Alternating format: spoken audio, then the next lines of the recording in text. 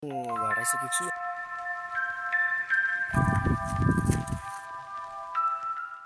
आफ्नो ममलादेखि तपाईँले अगाडिको भिडियोमा हेरिहाल्नु भयो होला मेरो ममलाको भिडियो। सो म चाहिँ घर आइसकेको छु। मेरो घर चाहिँ अन्तु हो।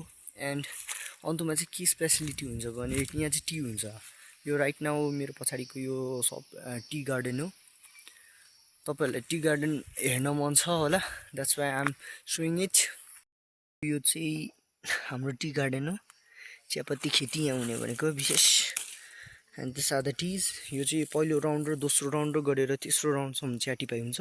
पहिलो राउन्ड चाहिँ फिनिस भइसक्यो एन्ड सेकेन्ड राउन्ड पनि अनगोइङ छ। कसैको सक्यो, यो चाहिँ सकिसकेको दोस्रो राउन्ड पनि। And this is the tea garden I am showing right now.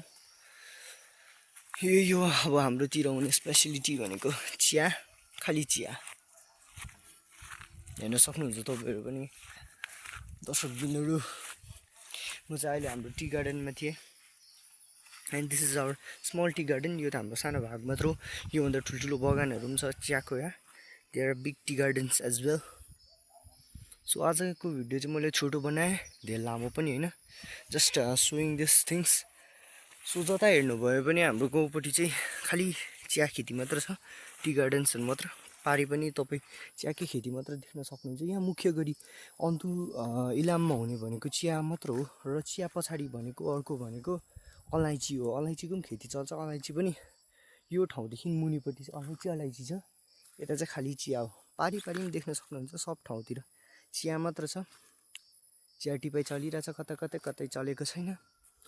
So आजको भिडियो चाहिँ यति नै सिम्पल थियो। जस्ट मलाई देखाउन थियो कि हाम्रोतिर यहाँ के हुन्छ भनेर। सो तपाईँले यहाँसम्म भिडियो हेरिदिनु भयो भने धेरै धेरै थ्याङ्क यू भेरी मच सबैजनालाई, दर्शकबिनहरूलाई। फेरि पनि म अपडेटेड भिडियोजहरू हाल्नेछु। So this much for now, see you again.